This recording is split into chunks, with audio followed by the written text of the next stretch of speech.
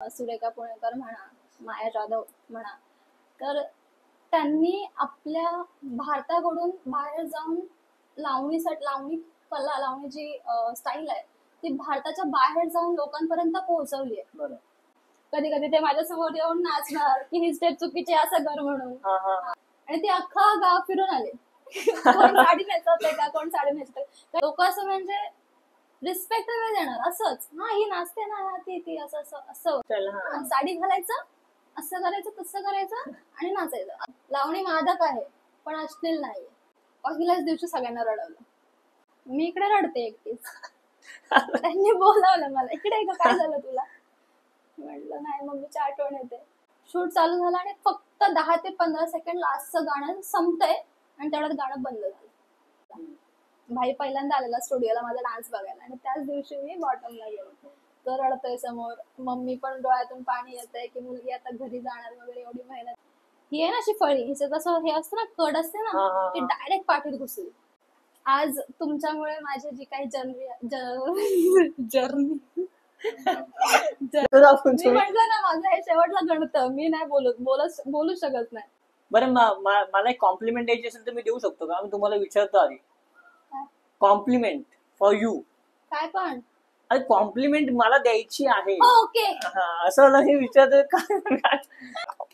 Thank you. Overall तुम्हाला मग माझ्यासोबत बोलून कसं वाटलं? थोडक्यात तुम्हाला काय बोलावं असं वाटलं तुम्ही सांगू शकता माझ्या ऑडियन्सला.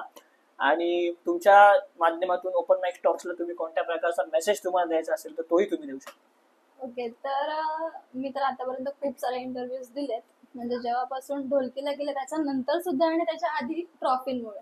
कारण ट्रॉफी बघायला लोक घरी येतात असं वगैरे. म्हणजे मी 5-6 वर्ष आधी फक्त ट्रॉफींसाठी केला होता इंटरव्ह्यू वगैरे. त्यांनी सारखं ट्रॉफीवर हे कसं ते कसं असं विचारून.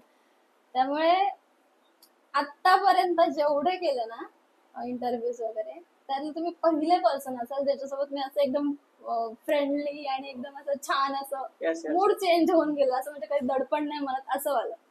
तर तुम्हाला थँक्यू. हॅलो एव्हरीवन, मी आहे अक्षय गावंडे. ओपन माइक टॉक्स मध्ये आपल्या सगळ्यांचं पुनश्च स्वागत करतो. वेळ आजचा हा एपिसोड कोणासोबत आहे आपल्या सगळ्यांना कल्पना असेलच. लावणी सम्राज्ञी नेहा पाटील सोबतच ढोलकीच्या तालावर सीझन 6 विनर नेहा पाटील यांच्यासोबतचा हा एपिसोड आहे. खूप चांगला असं व्यक्तिमत्व आहे. त्यांनी त्यांच्या आयुष्यातला आलेला अनुभव या एपिसोडमध्ये सांगण्याचा पुरेपूर प्रयत्न केलेला आहे. खूप छान अशा गप्पा झाल्यात आमच्या. शेवटपर्यंत तुम्ही नक्की पहा, तुम्हाला कळेल किती सुंदर व्यक्तिमत्व आहे. सोबतच नवीन कलाकारांना कशा प्रकारचं मार्गदर्शन केलं पाहिजे या प्रकारची माहिती सुद्धा त्यांनी दिलेली आहे. आयुष्यात आलेले चढ उतार त्यांनी या एपिसोडमध्ये सांगितलेले आहेत. खूप चांगलं व्यक्तिमत्व आहे. प्लीज हा एपिसोड शेवटपर्यंत बघा आणि निदान हा एपिसोड एका व्यक्तीसोबत शेअर करा. चॅनल लाईक करा, शेअर करा आणि सबस्क्राईब करा. नेहा पाटील लावणी सम्राज्ञी आज आपल्या चॅनलवर आलेले आहेत. आणि म्हणजे मी आता थोड्या वेळापूर्वी गणपती बाप्पा तुम्ही केलं मोरया, कारण काय याच्या मागची स्टोरी अशी की आज दडपण आहे आणि घुसबम सुद्धा आलेत. कारण याच्या आधीचे जे पॉडकास्ट झालेत माझे त्याच्यामध्ये मोठ्या लोकांनी मला सांभाळून घेतलेले. आज चक्की मी माझ्या इच्छा व्यक्तीसोबत पॉडकास्ट करतोय पहिल्यांदाच, तर थोडासा दडपण आहे आणि घुसबम पण आहे आतमध्ये. कारण फार कमी अशा माझ्या मनातल्या भावना समजून घ्या तुम्ही, इव्हन प्रेक्षक पण समजून घेतील. तर आज त्यांच्यासोबत आपण बोलणार आहोत. तुम्ही वेळात वेळ दिला, मला खूप छान वाटतंय. आणि नक्की उद्या तुमचा वाढदिवस. चर्चा तर होतच राहणार, हे बेसिक क्वेश्चन्स तर येतच राहणार, पण त्याच्या आतला इंट्रो आणि आपण सुरुवात कधीपासून केली. तर नमस्कार तुम्हा सर्वांना, अजय शिवराय. माझं नाव लावणी सम्राज्ञी नेहा पाटील. लावणी सम्राज्ञी कारण गेल्या 10 ते 12 वर्षापासून मी लावणी क्षेत्रात कार्यरत आहे. त्याआधी मी 3-4 वर्षाच्या असल्यापासून स्टेज डेअरिंग, म्हणजे मम्मीने असं सांगितलं की स्टेज डेअरिंग व्हायला पाहिजे म्हणून 3-4 वर्षापासून सुरू झालं. पण त्यानंतर लावणी, कारण आपल्या पेणमध्ये तेव्हा काही असं हे नव्हतं, लावणीचे डान्स क्लासेस वगैरे काहीच नव्हते, डान्स क्लासेसच नव्हते मुळात. मग तेव्हा माझी टीचर होते, ती लावणी तिचं पण झालेलं होतं, तिने चांगल्या प्रकारे लावणी शिकलेली होती, ती सुद्धा टीव्हीवर जाऊन आली होती असं काहीतरी. मग तिच्या थ्रूने मी लावणीची आवड झाली मला. आणि मग असं वाटलं की लावणीच का, तर आपली परंपरा आहे, आपली संस्कृती आहे, बाहेरची लोक आपल्याकडून काय शिकतील, आपली जी संस्कृती आहे ती शिकल्याच पाहिजे ना. म्हणून मी लावणीकडे वळले आणि मग तो प्रयत्न चालू राहिला आणि आज तब्बल 10 ते 12 वर्षानंतर लावणी सम्राज्ञी झाले. आणि स्टार्टिंगला तुम्ही लावणी सम्राज्ञी म्हटलं, अनेक लोकांचा संभ्रम असतो की लावणी सम्राज्ञी म्हटल्यावर एक असा मोठा टिळा, कुंकवाचा टिळा असेल आणि वयाच्या जवळपास 50व्या वर्षी ते असतील आणि असं हे संभ्रम निर्माण होणार ऑब्व्हियस आहे. पण तुम्ही अगदी वयाच्या डॉट डॉट डॉट डॉट, कारण मुलींना वय विचारलेलं आवडत नसतं, वय विचारलेलं आवडत नसतं, पण विचारणार पण ना ते सांगू पण नका. तर अगदी कमी वयामध्ये तुम्ही लावणी सम्राज्ञी हा किताब सुद्धा जिंकलेला आहे. आता माझ्या मागे ट्रॉफी पण आहे लावणी सम्राज्ञीची, 2023च्या विजेते होते तुम्ही. तर तुमची लावणीची सुरुवात कुठून आणि कशी झाली? तर लावणीची सुरुवात म्हणण्यापेक्षा मी आधी सांगेन की मी वयाच्या 5व्या वर्षापासून डान्स सुरू केला होता. म्हणजे आत्ताच्या मुलांना डान्स म्हणजे काय एवढं नाहीच माहित, आणि तेव्हा सुद्धा नव्हतं माहित. तेव्हाच सुरू केलं का, कारण माझी मम्मी अशी आहे की तिला माझी मुलगी स्टेजवर किंवा मोठ्या प्लॅटफॉर्मवर दिसली पाहिजे, असं तिचं म्हणणं आहे. तर मग तिने मला डान्स क्लासला टाकलं आणि मग हळूहळू डान्स सुरू झाला. सगळीकडे गावागावात आमच्या इकडे सुरू केलं. मग हळूहळू ओळख झाली, सगळ्या लोकांपर्यंत कॉन्टॅक्ट पोहोचले. मग तिकडून स्वतःहून कॉल यायला लागले की इकडे इकडे आज स्पर्धा आहे, तू येशील का, असं वगैरे करून मग ती सुरुवात झाली. आणि जेमतेम 5-6 वर्षांनी, म्हणजे 5व्या वर्षी चालू केलं आणि 5 ते 6 वर्षांनी मी लगेचच लावणीकडे वळले, कारण माझी टीचरच लावणी सम्राज्ञी होती. आणि मग तिच्याकडून शिकले. आणि मग जी सुरुवात झाली, मी पहिला लावणीकडे नाही वळले खरं सांगायचं तर. पहिला मी फ्री स्टाईल वेस्टर्न बॉलिवूड करायचे. त्यानंतर तिच्याकडून असं झालं की तू प्रॉपर लावणी नाही करू शकत, कारण स्टाईलच नव्हती ना माझी ती लावण्याची. तर मग तिने मला वेस्टर्न मध्ये, म्हणजे बॉलिवूड वेस्टर्न आणि लावणी असं मिक्स करून वेस्टर्न लावणी अशी बसवली. म्हणजे ते पिंकी हे पैसे वालो की असं वाला गाणं होतं, म्हणजे सगळीकडे पैसे पैसे लावून असं वगैरे डान्स करायचे. मग तेव्हा असं कळलं की नाही, आता डायरेक्ट नाही करू शकत, त्यासाठी आपल्याला प्रॅक्टिस हवे वगैरे. मग सुरू झालं. मग लोकांना बघितलं की माझ्यामध्ये त्याच्यामध्ये काय फरक आहे, मी का नाही करू शकत. मग हळूहळू स्वतःहून ट्रेनिंग, स्वतःलाच ट्रेन करत राहिले की हा करायचं. मग हळूहळू जेव्हा मला कळालं की लावणी आपण करतो ती वेगळी आणि जी पारंपरिक लावणी आहे ती वेगळी, मग शिकून हळूहळू आता मी जास्त सांगायचं तर युट्यूब, इंस्टाग्राम ह्या गोष्टी हल्ली शिकण्यासाठी आहेत सगळ्यांसाठी. त्याकडून आपण खूप सारं शिकू शकतो. आत्ताची पिढी घेते नाही घेते ते त्यांच्यावर आहे, पण मी घेतलं. वेगवेगळ्या स्टाईल शिकले. लावणी जेव्हा आपल्याला एक हे मिळतं ना, टॅग मिळतो ना की ही खूप छान लावणी करते, लावणी क्वीन म्हणतात, तेव्हा आपल्याला स्वतःहून वाटतं की हा आपण लावणीमध्ये करिअर करू शकतो. मग तेव्हा तो एक पॉइंट आला की लावणी क्वीन लोक म्हणतायत, मग आपण पुढे करिअर करू शकतो. मग तेव्हा वयाच्या 12व्या वर्षापासून ते आतापर्यंत मी लावणी करते. म्हणजे मी असं म्हणेन, तुम्ही एक त्यात बोललात की मी बघत गेले लोकांचे स्टाईल्स की लोक कसे करतात, म्हणजे त्या वयामध्ये पण तुमची ती मानसिकता होती की लोकांकडून आपण कसं काय शिकू शकतो. आपण कधीच परफेक्ट नसतो असं मला वाटतं. कधीच नाही. कितीही तुम्हाला येत असलं तरी पण तुम्ही कधीच परफेक्ट नाही. तुम्ही कोणाकडून तरी, छोट्या मुलाकडून म्हणा किंवा मोठ्या माणसांकडून, वृद्ध जे झालेले आहेत म्हातारे माणसं त्यांच्याकडून पण, आणि छोट्या बाळाकडून पण खूप काही शिकू शकतो असं. त्यामुळे आपण आयुष्याच्या शेवटच्या क्षणापर्यंत शिकतच असतो. शिकतच असतो आणि आपण म्हणतो शिकत राहिलं पाहिजे. पहिली गोष्ट म्हणजे मला हे येतंय हे गोष्ट नसावी. बरोबर. तुम्ही पण लावणी कलेशी तुमचं नातं कसं आहे, म्हणजे तुमचा लावणीकडे पाहण्याचा नजरिया कसा, इन शॉर्ट? माझं तरी, मी तर लावणी प्रेमी आहे म्हणून माझं खूप प्रेमच आहे लावणीवर. कारण मोठ्या मोठ्या ज्या कलाकार आहेत, सुरेखा पुणेकर म्हणा, माया जाधव म्हणा, तर त्यांनी आपल्या भारताकडून बाहेर जाऊन लावणी कला, लावणी जी स्टाईल आहे ती भारताच्या बाहेर जाऊन लोकांपर्यंत पोहोचवली आहे. आणि आपण भारतात राहून, त्यात तर महाराष्ट्रात रायगड मध्ये राहून जर आपण म्हणजे लावणी काय ही कळालीच नाही लोकांना तर मग उपयोगच नाही आपल्या महाराष्ट्रात राहून. त्यामुळे लावणीचं आणि माझं एक खूप घट्ट नातं आहे. कारण लावणीमुळे म्हणा किंवा डान्समुळे म्हणा, माझं घर हे माझ्यावर चालतं. त्यामुळे मी जेव्हा डान्स करेन, मला जेव्हा 4 पैसे मिळतील तेव्हा माझं घर चालतं. त्यामुळे ते एक असं म्हणा की आई पण म्हणू शकतो, बहीण पण म्हणू शकतो, प्रेम पण म्हणू शकतो, सगळं काही. म्हणजे फक्त लावणीच आहे माझ्या आयुष्यात, जे काय आहे ते लावणी. माझी पहिली मम्मी आणि त्यानंतर लावणी. खूप छान असं. या दरम्यान शाळा कॉलेज मधला एखादा किस्सा, किंवा आता तुम्ही तेव्हा लहानपणापासूनच करताय तुम्ही म्हटल्यावर, मग शाळा कॉलेज मधले काहीतरी किस्से असतील, अनुभव असतील, गॅदरिंग वगैरे म्हणतो आपण, इव्हेंट्स असतात त्यावेळेस आपलं परफॉर्मन्स, म्हणजे माझे फ्रेंड्स, मेमोरेबल मुवमेंट असं काय? मेमोरेबल असं नाही म्हणू शकत, कारण आमच्या प्रत्येक अॅन्युअल मध्ये मला असं आग्रहाने डान्स करायला लागायचा की तुझ्या, आम्ही फॅन, माझ्या फ्रेंड सर्कलचं खूप चांगलं आहे असं की कोणी असं जलस नाही माझ्यावर की ही एवढी मोठी झाली असं वगैरे काहीच नाही. आधीपासूनच की तू मला डान्स शिकवणार आहे आणि आपण सोबत डान्स करणार आहोत असंच. त्यामुळे सगळ्या ह्याच्यामध्ये आवर्जून सर लोक वगैरे समोर बसणार, हिचा डान्स आहे आता मग आपण बघायचं वगैरे. खूप म्हणजे छान असं रिस्पॉन्स छान आहे शाळेतून. अच्छा, म्हणजे कॉलेज शाळा दोन्ही एक्सपिरियन्स तसेच हो होते. सेम. आणि मग त्याचा या इवन दरम्यान आता जेव्हा मी ढोलकी जिंकले ना, हा, तेव्हा आमच्या कॉलेजमध्ये गंधर्व म्हणून कार्यक्रम असतं, Okay. त्यामध्ये डान्स, मॉडेलिंग, ऍक्टिंग सगळं. तर या वर्षी ते होणार नव्हतं, म्हणजे मी जिंकून आले त्या वर्षी. ते काहीतरी प्रॉब्लेममुळे कॅन्सल झालेलं.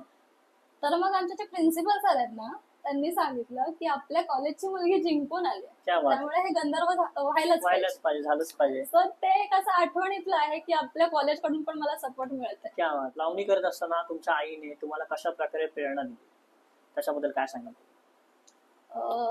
माझ्याबद्दलच नाही सांगत मी, कारण आपल्या आई वडिलांचा आपल्या पाठी खूप मोठा हात असतो. आपण जिकडे जिकडे खचतो ते आपल्या पाठीमागे उभेच असतात. आणि माझ्यासाठी माझे वडील आणि आई मम्मीच आहे. तिनेच मला एक बहीण म्हणून, मम्मी म्हणून, फ्रेंड म्हणून प्रत्येक वेळी माझ्या पाठी उभी राहते ती. आणि एवढा वर्ष मी स्ट्रगल करते, मला कुठेच असं प्लॅटफॉर्म मिळत नव्हतं, किंवा मी स्वतःहून डाऊन झालेली की मला नाही करायचं आता ह्याच्यामध्ये. कारण म्हणजे लोकांचा दृष्टिकोन पण वेगळा असतो, ही नाचते, ही लावणी करते, ह्या गोष्टी पण असतात. त्यामुळे मी मनातून खचले की मला कुठे प्लॅटफॉर्म मिळतच नाही, लोक चांगलं बोलतच नाही, मी कशासाठी करायचं, मी काहीतरी जॉब करेन आणि माझं घर चालवेन, मला नाही करायचं, असं झालेलं माझं. तर त्यावेळी मला असे फोन कॉन्टॅक्ट होते सगळ्यांचे, त्यामुळे फोन यायला लागले की असं असं ऑडिशन आहे, तू दे म्हणून. तेव्हा ढोलकीचं काही हे नव्हतं की हा शो असं सांगितलं नव्हतं, की जस्ट आहेत कुठल्या तरी ऑडिशन डान्सचे आहेत, त्यामुळे तू दे. तरी पण मी म्हणते मम्मी कशाला द्यायचं, नाही मला द्यायचं, नको ना प्लीज. तेव्हा ती मला म्हणते नाही, लास्ट ट्राय कर, म्हणते एकदा ट्राय कर, झालं तर झालं, नाही तर मी नको करूया. हा असं झालं. आणि मग असंच आम्ही गेलो, ट्राय केलं. तर एकदा ऑडिशन झालं, त्यांनी सांगितलं हा तुम्ही सिलेक्ट आहात, आता तुम्ही नेक्स्ट राऊंड असेल ना तेव्हा परत ऑडिशन द्यायला यायचंय, सेकंड राऊंड म्हणून. तर मी तरी पण म्हणते मम्मी नक्की असेल का, उगाच आपल्याला बोलवतील आणि मग काय होणार नाही, पुढे सांगतील की नाही म्हणून होणार, दुसऱ्यांना घेतील आणि आपल्याला घेणार नाही वगैरे. कारण आपल्याला माहिती आहे टीव्ही रियालिटी शोचं असतं, सगळं फिक्स असतं. तर ती म्हणते नाही, आता एकदा झालंय ना सिलेक्शन, आपण एकदा देऊन बघू, नाही झालं तर आपण बघू ना पुढच्या गोष्टी, नाही घेतलं तर नाही घेतलं असं. मला समजवलं. आम्ही गेलो, सेकंड जेव्हा मला फोन आला, सेकंड राऊंड होता, मग आम्ही गेलो. आणि मग तेव्हाच सांगितलं की हा तुझं सिलेक्शन झालंय आता, फायनल. नाही फायनल नाही, तुझं सिलेक्शन झालंय असं, म्हणजे टॉप मध्ये तू असशील, शॉर्ट लिस्ट काढतात ना, त्यामध्ये तुझं आहे. कारण जे प्रोडक्शन वाले जे होते ना, त्यांनी वगैरे माझ्यासोबत बसून सगळी चर्चा वगैरे केली, सगळं लाईफस्टाईल विचारली माझी कसं काय. मग तेव्हा मला कळलं की हा आता काहीतरी होतंय माझं. मग तेव्हा असं झालं की नाही, आपण कुठेतरी चुकतोय, पण आपले आई वडील आपल्या सोबत असतात आणि त्यांचं ऐकायला. या दरम्यान एक प्रश्न असा की ज्यावेळेस आईने तुम्हाला सांगितलं की तू लावणी करायचं, आणि थोडस मागे गेल्यावर, आपण 20 वर्ष मागे गेल्यावर असं पाहण्यात येतं की हे नृत्य कला, लावणी, त्याला एवढं असं प्राधान्य दिलं नाही जायचं आपल्या याच्यामध्ये, आणि स्टील तुम्ही तो प्लॅटफॉर्म निवडला. याच्या मागं थोडं कुतूहलच आहे, ते कसं काय सांगणार तुम्ही, म्हणजे की एवढा प्लॅटफॉर्म निवडला होता. मी सांगितलं की मी ऍज अ डान्सर म्हणूनच मला काम करायचं होतं, पण डान्सर म्हणून कोण, असंच डान्सर तर काहीतरी पाहिजे ना टायटल. मग ते लावणी क्वीन मिळालं, मग हळूहळू लोक ओळखायला लागली. आणि मग असं झालं की आपण का असं मागे का पडतोय, आपण आपली संस्कृती जपली पाहिजे ना, बरोबर, आपण का मागं पडायचं. मग असं झालं की त्या लोकांना, आज 4 लोक ते कुठे आहेत ते कधी दिसले नाहीत आपल्याला. 4 लोक कोण आहेत ते, कोण आहे वो 4 लोक, ते कधीच दिसले नाही. त्यामुळे त्यांच्यासाठी जगण्यापेक्षा आपल्याला जे आवडते, मला लावणी करायला खूप आवडते, मला ती मराठी गाणी कशी असतात, त्यांचा अर्थ काय, ह्या गोष्टी खूप आवडतात. जर आपण हे केलं ना, विचार केला ना, लावणी खूप म्हणजे खूप विचाराने लिहिलेली असते, विचार करून कोण, एका स्त्रीवर. जास्तीत जास्त लावणी कोण लिहितं, पुरुष व्यक्ती जास्त लावणी लिहितात आणि खूप चांगली लिहितात. त्यामुळे पुरुषांना माहिती असतं स्त्रीचं वर्णन कसं करायचं, त्यामुळे ती जे काही लिहिलेलं असतं ते त्याच्यामध्ये तो अर्थ काढण्यामध्ये खूप वेगळंच आहे, म्हणजे आनंदच आहे, आनंद असं. म्हणजे त्यामध्ये रमणं ही गोष्ट खूप मला आवडते, किंवा प्रेझेंट करणं. लावणी आता खरं सांगायचं तर माझ्या लावणीमध्ये आणि बाकीच्या ज्या आत्ताच्या आहेत, आत्ताच्या नवीन जनरेशन आहे, त्या लावणीमध्ये खूप फरक आहे. मी ट्राय करते की ज्या पहिल्या ज्या लावणी करणाऱ्या होत्या त्यांच्यासारखी लावणी मला कधी येईल, किंवा मी तसं कधी करेन, ह्या गोष्टीकडे माझं जास्त लक्ष असतं. आणि मग असं मग ते चांगलं वाटत जातं की पारंपरिक असलं पाहिजे. तुमचे आदर्श कलाकार कोण आणि का? आदर्श कलाकाराचं कोणी नाहीये, कारण एक असं नाही म्हणू शकत. मी जसं म्हणाले की सर्वांकडून आपण लाईफ टाइम शिकत असतो, तसंच डान्स इंडस्ट्रीमध्ये खूप असे कलाकार आहेत ज्यांनी खूप नाव कमवले आणि खूप काही आपल्यासमोर ठेवलेलं आहे. त्यामुळे त्या प्रत्येकाकडून आपण काही ना काही शिकत असतो. तसंच मी शिकले, कारण मी म्हणते की बेस्ट कधीच कोणी नसतं. माझ्यात जे नाहीये ते माझ्यात का नाहीये, तो समोरचा का करू शकतो, मी का नाही करू शकत. मग हे गोष्ट आपण ऑब्झर्व करून निरीक्षण करायचं की नक्की काय होतंय, माझं काय चुकतंय. मग ते त्याच्यात बेस्ट आहे ना, मग ते आपल्यापर्यंत यायलाच पाहिजे. मग असं करून प्रत्येक जे काही करायचं, लहान मोठे, माझ्या अकॅडमी आहे ना, त्यामध्ये पण खूप सारे छोटे छोटे मुलं आहेत. ती पण माझ्यापेक्षा खूप चांगलं करतात. जे मी त्यांना सांगत नाही ते पण खूप असं चांगलं करतात की अरे यार, हे अजून क्यूट वाटतंय, हे अजून छान वाटतंय, मग मला का नाही येत आहे. असं कधी कधी होतं. लहान मुलं पण खूप करून जातात आणि मोठी मुलं पण ऑलरेडी ते बेस्टच असतात. तेव्हा त्यांच्याकडून पण शिकण्यासारखं असतं आणि लहान मुलांकडून पण शिकण्यासारखं असतं. असे इंडस्ट्रीमध्ये खूप सारे कलाकार आहेत. त्या प्रत्येकाकडून मी शिकत राहिले आणि मग त्यांचं जे काही प्लस पॉइंट आहेत, बेस्ट ऍक्टिव्हिटीज आहेत, मग ते ओव्हरऑल करून आज नेहा पाटील तयार झाली. स्टेजवरचा तुमचा पहिला परफॉर्मन्स तो अनुभव कसा होता?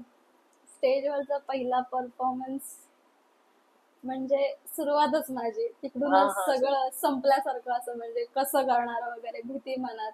लहानच होते मी, त्यामुळे माझ्या घरातले खूप असं हे होते, एक्साइटेड होते की माझी मुलगी डान्स करणार आहे आता असं वगैरे, मम्मीचं. आणि असं मामाचं घर होतं, असं चौकोनी असं हॉल होतं त्याचं, चौकोनी. त्यामध्ये चारही बाजूने घरातले बसायचे आणि मला मध्ये नाचवायचे, कर आता प्रॅक्टिस. आणि मग असं टाळ्या वगैरे वाजवत, म्हणजे ते मला अजून आठवतं की घरातले एवढे सपोर्टिव्ह आहेत म्हणून मी आज इथपर्यंत पोहोचले. तर मग ते असं टाळ्या वगैरे वाजवणार, मस्त मस्त डान्स कर असं वगैरे, छान छान छान. कधी कधी ते माझ्यासमोर येऊन नाचणार की ही स्टेप चुकीची असं कर म्हणून. त्यामुळे तो एक्सपिरियन्स खूप भारी होता असा की घरातले सपोर्ट करतात आणि मी आता प्रॅक्टिस वगैरे करणार आणि स्टेजवर जाऊन नाचणार. त्यामुळे तिथून प्रॅक्टिस पासून ते माझं डान्स होईपर्यंत सगळे माझ्या सोबतच असणार. आताही डान्स करणारे वगैरे, मेकअप करण्यापासून. आमच्या तेव्हा कसं होतं, घरातल्यांना साडी वगैरे नेसता यायची नाही. मी तेव्हा कुठला डान्स केलेला, मेरा दादला असं वगैरे काहीतरी होतं ते, मेरा दादला अरे असं काहीतरी होतं, राजा तू बन जा मेरा दादला असं. तर ते असं साडी नेसायची होती मला, नऊवारी खालून. घरात कोणाला येत नाही. मग मम्मीने मला धरला हाताला आणि ती अख्खा गाव फिरून आले. कोण साडी नेसवतंय का, कोण साडी नेसतंय. कारण तेव्हा कसं गॅदरिंग म्हणजे गावातल्यांचे सगळे साडी नेसूनच असायचे, किंवा सगळे जे काही कॉस्ट्युम आहे ना ते आपण प्रिपेअर करायचे घरात. कुणी असं रेंटवर वगैरे तेव्हा तरी नव्हतं घ्यायचं. तर मग तिने मला ती साडी नेसवली, आणली तिकडे घरी आणि असं मस्त पावडर लावली, पांढरी लिपस्टिक वगैरे लावली. मेकअपचं पण कोणाला एवढं नव्हतं माहिती. माझ्याकडे फोटो पण असेल तो आता. त्यामुळे ती अशी गंमतच आहे की आपली फॅमिली सपोर्टिव्ह आहे, आपण डान्स करतोय आणि स्टेजवर जाऊन डान्स करणार. छान एक्सपिरियन्स होता. खरंच फॅमिलीचा कुठेतरी सपोर्ट असणं गरजेचं आहे, कारण तेव्हा जाऊन आज तुम्ही या लेवल पर्यंत पोहोचणार. दुसरी गोष्ट की काही घरांमध्ये असं असतं की अरे काय डान्स करतोय, काय चाललंय, थोडस असं हे होतं. पण त्या बाबतीत मी खूप लकी आहे. ऍक्च्युली खरंच, कारण क्षेत्र जे निवडलं तर युनिक निवडलं. लावणी डान्सिंग क्षेत्रच म्हणत, पहिले स्टार्टिंग पासून डान्सिंगच झाली आणि नंतर तुम्ही लावणीकडे गेला. पण ज्यावेळेस डान्सिंग जरी निवडताय तुम्ही, तरी आपल्याकडे मानसिकता आहे की असं बोलतो आपण की अरे काय नाच वगैरे असं तसं. लहानपणी एवढं नाही वाटत, पण जेव्हा जेव्हा मोठी होत गेलं तेव्हा मग हा त्रास व्हायलाच लागला की काय ही अशी नाचते वगैरे. लोक असं म्हणजे रिस्पेक्ट नाही देणार, असंच ही नाचते ना, ती असं वगैरे. ते एक चुकीचं आहे, पण हे बदलला हवंय आता. कुठलंही क्षेत्र असं खालचं किंवा कमी दर्जाचं नाही म्हणू शकत आपण. कला आहे ती बेस्टच असणार आणि त्याची लेवल आपली लावणीबद्दल तुम्ही खूप चांगली माहिती दिली मॅडम, मला खूप छान वाटलं. या सगळ्या लावणीचा अभ्यास असणं गरजेचं आहे, मलाही आणि प्रेक्षकांनाही. तुमच्या माध्यमातून माझंही लर्निंग झालं आणि प्रेक्षकांना सुद्धा माहिती मिळून जाणार याच्यामध्ये. तुमच्या आता वैयक्तिक आयुष्याकडे येऊयात की वैयक्तिक आयुष्याकडे म्हणजे लावणीच्या प्रवासातल्या वैयक्तिक आयुष्याकडे, की ज्याच्यामध्ये तुम्ही ढोलकीच्या तालावर सीझन 6 चे विनर आहात आणि 2023चा तो हे होता, साल होता. तर याच्यामध्ये तुमचा तो प्रवास कसा होता, डे 1 पासून ते अगदी ट्रॉफी हातात घेईपर्यंत, नाही तर मिरवणुकीपर्यंत? डे 1 पासून तर माझं काहीतरी मे महिन्यात मला फोन आला होता हम्म.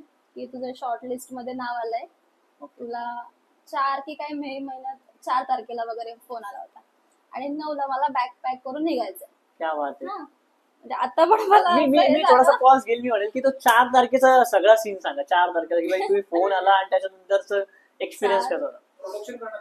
हो, डायरेक्ट प्रोडक्शन कडून फोन आला होता, म्हणजे जे आमचे मॅनेजर होते ना दीदी वगैरे, त्यांनी की नेहा तुला तुझं शॉर्टलिस्ट मध्ये नाव आलंय, त्यामुळे तुला यायचंय म्हणून 9 तारखेला वगैरे. तर म्हणजे असं नाही वाटलं मला की मी सिलेक्ट झाले. मी घरात मम्मीला वगैरे सांगते, मिठी वगैरे मारते, आम्ही दोघं जणांमध्ये काहीतरी चालू होतं, म्हणजे मला समजलंच नाही, पायाखालची जागी जमीनच निघून गेली की हा मी टीव्हीवर जाणार डायरेक्ट असं वगैरे. हा. तर तिथून झाला, फोन आला, मग मी सगळे बॅग पॅक करायला घेतले, हे कपडे हवेत ते कपडे हवेत. जास्त म्हणजे लावणी करायचे म्हणून मी काही वेस्टर्न कपडे नव्हते घेतले, मला जसं आहे तसंच राहायचं होतं. उगाच तिथे जाणार मोठ्या लोकांमध्ये म्हणून आपण जीन्स घालायची, हे घालायचं ते घालायचं, हे मला आत्ता पण नाहीये माझ्यात आणि तेव्हा पण नव्हतं. आपण आहे तसंच राहायचं, फक्त आपण मनाने चांगलं राहायचं, बस एवढंच. त्यामुळे ती पॅकिंग वगैरे झाली, जास्त कोणालाच सांगितलं नाही. माझा फ्रेंड आहे चांगलावाला, मंगेश नावाचा, त्याला सांगितलं आणि घरात मामाला सांगितलं, बस बाकी कोणालाच सांगितलं नाही. म्हटलं जे काय होईल ना ते तिकडे गेल्यावरच चांगला असं धमाका होऊन जाईल. त्यांना कळू देत की हा डायरेक्ट टीव्हीवर असं वगैरे व्हायला पाहिजे, असं मला वाटलं. मग झालं, मम्मीचं माझं झालं की मम्मी मला समजवते, बघा आपला चान्स मिळाला आता, त्यामुळे तू नीट राहायचं, एकदम फोकस मध्ये राहा, म्हणते तुला सगळं काही जे काय सांगतील ते कोणाला म्हणजे ओरडा विडायचं नाही, त्यांच्या रडा विडायचं माझं सवय आहे जास्त, म्हणजे समोरून कोण ओरडलं ना की मी ते रिपीट नाही करणार, काय रे ओरडतोस असं वगैरे नाही, मी जाऊन कोपऱ्यात रडत बसणार, रडणार, मग शांत होणार, मग स्टेप परत करणार आणि मग ते क्लिअर करणार, असं वगैरे. तुम्ही मला सांगत होती तुला नीट राहायचंय वगैरे, आपल्याला चान्स मिळालाय, आपल्यासारख्या लोकांना परत परत चान्स मिळत नाही, बघ तुला काय करायचंय तर तुला तुझ्यापर्यंतच, मी किती सांगितलं ते तू करणार तेव्हाच होणार. मग झालं आमचं बोलणं वगैरे, सगळं नीट, बॅग पॅक केली. काका आहेत गाडीवाले, त्यांना सांगितलं की हिला सोडायचंय, ते पण खुश, कारण ऑडिशनला ते घेऊन आलेले. झालं सिलेक्शन, अरे यार खूप छान वगैरे, खूप झालं. मग आम्ही 9 तारखेला काहीतरी सकाळी निघालो, दुपारनंतर संध्या टायमिंग होतं, कॉल टाइम. तर आम्ही पोहोचलो, तिकडे गेले, 18 जण काहीतरी होते मुली, 18 मुली. आम्हाला रूम वगैरे दिला, शेअर करायच्या होत्या रूम, अशा 3-4 जणींमध्ये अशा. बॅग वगैरे ठेवली, स्टुडिओला गेले, सगळे नवीन नवीन चेहरे. म्हंटल माझं होतंय की नाही, मी राहते की नाही, ते माझं असं मनात हेच होतं की क्वेश्चन की आता काय होणार, मी करेल का, मला जमेल का, मग ह्या मुलींसोबत माझं जमेल का, मग कोरिओग्राफर लोक कसे असतील, मग ते मला त्यांचं जमेल का, मग मी करेल की नाही, मग माझ्याने होईल की नाही, खूप सारे क्वेश्चन. मग हळूहळू ओळखीच्या पण मुली आल्या, ज्यांच्यासोबत मी कॉम्पिटिशन केलं होतं, आधी कॉम्पिटिशन केलं होतं. म्हणजे ठीक आहे, हा ही आले ना, आता मी हिच्यासोबत बोलेन, मग काय असेल ते आमच्या दोघींमध्ये राहील वगैरे, म्हणजे असं हे नको की माझ्या मनात आहे मी कोणासोबत बोलू नाही शकत आणि मग एकटे रडत बसायचं, ह्या गोष्टी. मग मी थोडंसं झालं, चेंज झाला मूड माझा. मग आम्हाला जे प्रोडक्शन वाले सर आहे, मेन सर, त्यांनी असं एकत्र घेतलं हॉलमध्ये. 2 टीम होत्या कोरिओग्राफर लोकांच्या, आमच्या चेतन सर होते आणि त्या साईडला मेघा मीनाक्षी. तर मग त्यांच्यामध्ये मुली डिवाइड होणार होत्या, अर्ध्या इकडे अर्ध्या तिकडे. मग तिकडे गेले आणि मग चेतन नानू सर होते, त्यांनी मला एकदा बघितलेलं डान्स करताना वगैरे आपल्या पेणमध्येच. तर मग ते बऱ्यापैकी असं माहित होते, पण त्यांच्यासोबत एवढा कॉन्टॅक्ट नाही ना की कसं शिकवतायत काय वगैरे, काहीच माहित नाही. मग तिकडे डिवाइड झाली टीम, मी त्यांच्या टीम मध्ये गेले. पहिल्याच दिवशी सगळ्यांना रडवलं, खूप म्हणजे खूप. एवढं वॉर्मअप घेतलं, कार्डिओ करा, हे करा ते करा, इकडे पाय तिकडे पाय, बाबा तेव्हा चढायला लागलेल्या सगळ्या जणी की आता पहिल्या दिवशी हे होत आहे तर पुढे जाऊन काय होणार आहे. झालं, पहिल्या दिवशी तर सोडूनच द्या, जेव्हा मम्मी मला सोडून गेले ना तेव्हापासून मी रडत होते. माझे डोळे असे पूर्ण सुजलेले, गोल गोल असं बटाट्यासारखे झालेले. नंतर पहिल्या दिवशी मला रडवलं, मी गेले घरी, रूमवर बसले वगैरे, छान मम्मी सोबत बोलले, मम्मी सांगते होईल करून. दुसऱ्या दिवशी परत रिहर्सल हॉलमध्ये ते मला सांगतायत की असं असं आहे वगैरे, आपण कोरिओग्राफ केलंय ना, तर ते तुम्हाला करून दाखवायचंय वगैरे, किंवा तुमचं काय असेल बेस्ट परफॉर्मन्स ते आम्हाला दाखवा, म्हणजे आम्हाला कळेल. हा. ते परफॉर्मन्स सगळ्यांचे झाले, मी इकडे रडते एकटीच. त्यांनी बोलावलं मला, इकडे का, काय झालं तुला? म्हटलं नाही, मम्मीची आठवण येते. ती बोलते हा तू आता मोठी झालीस, किती मम्मीची आठवण येणार. खूप हसत होते, आधी हसून घेतलं. म्हटलं नाही सर, मी कधीच मम्मीशिवाय नाही राहिले. म्हटलं एक दिवस पण मी कधी बाहेर नाही गेले, सगळीकडे मम्मी असते बोलून सगळं. ठीक आहे, आता म्हणते इकडे आले तुला कधीतरी चान्स मिळाला ना एखादा, मग तो एखादा चान्स सुवर्ण संधी करायची का असं सोडून द्यायचं? नाही, मला करायचंय, मला फक्त 2 दिवस द्या, 2 दिवसात मी रडून घेईन आणि मग ट्राय करेन. आणि शिस्तीने मला 2 दिवस दिले. 2 दिवसात तुला जेवढं रडायचं तेवढं रड, 2 दिवसांनी आपलं जे चालू होईल ना ते तुला नीट करायला लागेल बिना रडता. म्हटलं ठीक आहे. 2 दिवस दिले, मी स्वतःला सांभाळलं. काय माहिती कसं, नाही माहिती मला, देवाची कृपा होती का माहित नाही, पण तेव्हा मम्मी शिवाय राहणं हे माझ्यासाठी खूप मोठा टास्क आहे, खूप मोठा. मग ते झालं, हळूहळू सवय होत गेली. मग कोरिओग्राफी सुरू झाली. स्टार्टिंगला काहीच जमलं नाही. एवढं वर्ष केलं असं वाटलं की झिरोच आहे मी अजून पण. एवढं कठीण होतं ते स्टार्टिंगला. मग हळूहळू पहिला राऊंड आला. पहिल्या राऊंडलाच पहिला डान्स होता नाचू किती कंबरला चकली, तेवाला. तुम्ही नर्वस झाले तुम्ही तेव्हा पहिला परफॉर्म करायचं? नाही, मी म्हणजे नर्वस असं काहीच नव्हतं माझं की परफॉर्म करायचं, इथपर्यंत काहीच. मी स्टेजवर गेले तरी मी छान होते, मला सवय होती ऑलरेडी. एवढे 10 वर्ष मी स्टेजवर नाचले, ते पण एवढ्या पब्लिक मध्ये, त्यामुळे असं काय वाटलं नाही. पण त्यावेळी असं मला हे होतं, असं जिना होता, तो असं गोल गोल फिरवायचे. खाली जे बॉयज लोक होते ना, ग्रुप डान्स होता, पहिलाच प्रोमो होता ना त्यासाठी, तर असं जिना होता गोल गोल, त्यावर मला चढायचं आहे, स्टेप्स करायच्या आहेत, खाली यायचं, तो जिना गोलच फिरणार. ओके, म्हणजे मूवेबल परफॉर्मन्स. हा, छान, म्हणजे प्रॉपर्टी होती माझी ती. तर त्या जिन्याची प्रॅक्टिस माझी झालीच नाही. फक्त मी ना स्टेप बसवल्या, ग्रुप सोबत नाचले, कोरिओग्राफी वगैरे आमचं हे झालं, आधी टेक्निकल झालं. आणि जिना कधी आला माहितीये, माझं आता 10-15 मिनिटात हे होणार आहे, शूट होणार आहे, त्याच्या 10-15 मिनिटात मला जिना आणून दिला तो स्टेअर. अरे बापरे. आणि मला सांगितलं तर त्याच्यावर तुला नाचायचंय. तिकडे मी गेलेले डायरेक्ट वरच. मला नाही करायचं, मी असं कसं करू शकतो ना, मी त्यांच्यासोबत भांडते, ओ सर असं कसं, मला नाही होणार, मी नाही करणार असलं काय. अगं तर ट्राय तर कर ना. मग झाले 15 मिनिटं, काय मला ते रिहर्सलला वेळ दिला आणि डायरेक्ट शूट. ओके, डायरेक्ट 15 पण ते मिनिटात झालं, पण काय माहिती कसं, पण ते झालं. पण म्हणजे तेव्हा माझं थोडंसं झालेलं की नाही होणार आहे, मला नाही करायचंय, म्हणजे खूप घाबरलेले मी.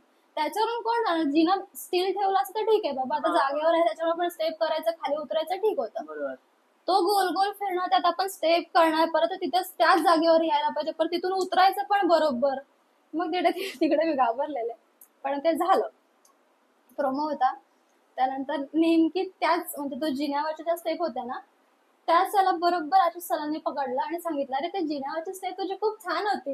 मग ते मला असं बरं वाटलं की हा, मी घाबरले पण ते केलं पण छान, आणि ते केलं म्हणून ते दिसून आलं. असं पहिला राऊंड झाला. दुसरा राऊंड आला, म्हणजे आपल्याला कुठली लावणी जी आवडते ना ती सांगायची आणि त्याच्यावर डान्स करायचा. तर मग माझ्या खूप आधीपासून फेवरेट आहे ती शालू बनारसी गाणं. घाल का हुराया एक शालू बनारसी, असं आहे. बऱ्यापैकी ट्रॉफी त्याच्यावरच्याच असतील ना माझ्याकडे. म्हणजे मला खूप अशी आवडीची, खूप जास्त आवडीची, असं लोक ओळखतात पण त्या लावणीच मला. मी सांगितले हा मला शालू बनारसी करायचंय. शालू बनारसी सुरू झाले कोरिओग्राफ करायला, बऱ्यापैकी बसलं छान वगैरे, टेक्निकल वगैरे झालं. दुसऱ्या दिवशी मी शूट केला. त्याच्या आधी खूप मुलींचे चांगले चांगले परफॉर्मन्स झालेले. मी सांगते मी आहे ना, मी करणार आहे, ठीक आहे. सर मला सांगतात नाही करशील ना, हो मी करणार. परफॉर्म झाला. डायरेक्ट ते गोल्डन ब्लास्ट सिस्टम माहितीये का, ते वगैरे उडाले छानपैकी, सगळे उठून उभे राहिले. मी काहीतरी असं ढगातच होते, स्वप्नातच काय चाललंय माझ्यासोबत मला काहीच नव्हतं माहिती. मस्त पैकी म्हणजे असं झालं की हा, मी निवडली लावणी आणि ती सक्सेसफुल झाली. आणि मग तिथून जो सुरू झाला तेव्हाच मला त्या शो मध्ये कसं होतं माहितीये का, असं घुंगरू असायचे, सुवर्ण चार, तर ते जेव्हा त्या आठवड्याला कोण चांगला डान्स करेल ना, बेस्ट परफॉर्मन्स, त्याला ते 4 मिळायचे. ओके. आणि मग जेव्हा पहिलाच राऊंड होता, पहिला जेव्हा कॉम्पिटिशन चालू झालेली, तेव्हाच ते माझ्या हातात आले. लवली यार, म्हणजे तिथूनच हे फिक्स होत आहे. सुरूच झालं म्हणजे डायरेक्ट. आणि सुरू झालं छान. 2 आठवडे 3 आठवडे छान गेले. 4था आठवडा आला, काय माहितीये का, लावणी सोबत वेगळी स्टाईल करायची असं. वेगळी स्टाईल कुठली पण ती देतील ते. तर माझ्या ह्याच्यात आलं कॅबरे. कॅबरे असं असं काय करायचं. Cabaret dance. Cabaret dance. जुन्या हिरोईनचे सगळे डान्स वगैरे बघितले छान वगैरे. हा, होईल माझ्याने, होईल माझ्याने. हा हा. आणि गाणं आलं ते चंद्रा. 2 पहिलं ते शालू बनारसी, सेकंड अप्सरा आली. अप्सरा आली तर खूप एवढ्या चांगल्या चांगल्या कमेंट्स मिळाल्या. तेव्हा पण गोल्डन ग्लास मिळाला, चेअरवर बसवलं, सगळ्या गोष्टी झाल्या. थर्ड पण चांगला. आणि फोर्थ झाला तो कॅबरे. कॅबरे डान्स आला. कॅबरे आपण कधी केला असं नॉर्मल स्टाईल करतो आपण, पण स्टेजवर नाही ना कधी केलं. आणि त्यात ते लावणीमध्ये, लावणीची साडी घालून करायचं. मी घाबरतच सगळ्या कोरिओग्राफी झाली माझ्यावर, सगळं झालं, टेक्निकल वगैरे झाली. त्यात असं एका साईडला मला झोपायचं होतं, त्याच्यावर माझ्यावर पडदा असं जाणार वगैरे त्या गोष्टी. परत त्यात ते फेदर असतात नाही, एवढे पायापर्यंत ना, ते घालून नाचत, त्याच्यावर पाय घसरणार ते वेगळे. झालं, लागलं गाणं, चालू झालं माझं. टेक चालू झाला, टेक चालू म्हणजे शूट चालू झालं. शूट चालू झालं आणि फक्त 10 ते 15 सेकंड लास्टचं गाणं संपतंय आणि तेवढ्यात गाणं बंद झालं. डायरेक्ट बंद. मी म्हंटल काय झालं सर. टेक्निकल इश्यू होता म्हणे, गाणं बंद झालंय, तुम्हाला परत करावं लागेल. माझी आधीच एवढी फाटलेली त्या राऊंडला तर म्हणजे खूपच फाटलेली, कारण माझं धडते कोरिओग्राफी मला नीट आठवत पण नव्हतं. त्यावेळी काय माहिती काय झालेलं, मी थोडंसं डिप्रेशन मध्येच होते की मला होईल की नाही, होईल की नाही असं झालेलं. कारण कोरिओग्राफीला खूप वेळ झाला होता. उद्या टेक्निकल तरी पण माझं काहीच बसलं नव्हतं, म्हणजे माझ्या डोक्यातच जात नव्हतं काय. त्यात ते कॅबरे, त्यात ते फेदर वगैरे घालून, हातात इकडे ग्लोव्ज वगैरे, आणि त्याचे सर्कल होते खाली. आणि त्यात ते इकडे या साईडला अशा पायऱ्या होत्या, त्याच्यावर खाली यायचं, परत इकडे जाऊन यायचं, तिकडे जाऊन, असं गोल गोल अख्खा स्टेज कव्हर केला होता. तर मला नव्हतंच करायचं, म्हणजे मला असं वाटलं की मी नाहीच करणार हा डान्स, होणारच नाही माझ्याने. त्यात तो झाला तर झाला, वरनं ते गाणं संपतंय आणि गाणं बंद झालं. गाणं बंद झालं आणि ते मला म्हणतात, नाही परत करणार का, की थांबते तू. त्यात ते एसी ना हॉलमध्ये, सगळं स्टुडिओला फुल एसी. म्हटलं आता बॉडी हिट झाले तर डान्स करूनच टाकते लगेच. ते कोरिओग्राफर लोक पण सांगतात की आता छान होईल लगेच, तो आता जरा हिट झालं ना बॉडी, बाहेर गेले तर परत तू जाम होणार आणि तुझ्या जास्त होणार नाही. म्हटलं ठीक आहे. परत सुरू केलं शूट. काय माहिती काय घाण केलं मी, मलाच नाही माहिती. त्या राऊंडला मी डायरेक्ट बॉटमला गेले. डायरेक्ट बॉटमला गेले.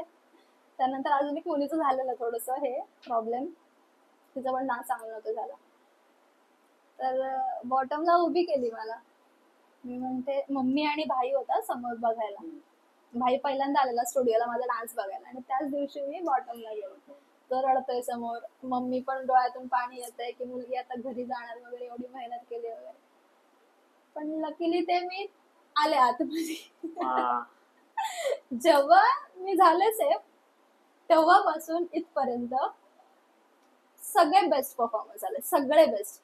वन साइड निघाले. त्यानंतर हाच जेव्हा झाला ना, बॉटम नंतर ना फळीवरचा डान्स होता. आपली फळी एवढी फळी होती, ती ह्या स्टेजच्या कोपऱ्यापासून डायरेक्ट खाली लावली होती.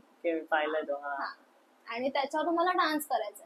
तर कोरिओग्राफर लोकांचं कसं, तू आधी बॉटमला होती ना, आता तुला बेस्टच देणार, बेस्ट देणार, त्यात पण अजून काहीतरी व्हरायटीज हवे, प्रॉपर्टी वापरायची, म्हणून ते अजून चांगलं होईल असं वगैरे. म्हटलं ठीक आहे सर, करूयात. म्हटलं मला तर करणंच आहे आता, डायरेक्ट बॉटम पासून मी परत नाही बॉटमला जाऊ शकत, मला करणंच आहे. झालं, डान्स वगैरे बसला, रिहर्सलला लागले. रिहर्सलला ती फळी ठेवली अशी आडवी फळी. मला म्हणते, याच्यातून तुला गोलांटी उडी मारायची, त्या फळीवरून हाता एवढी ती फळी अशी, त्याच्यावरून तुला गोलांटी उडी मारायची.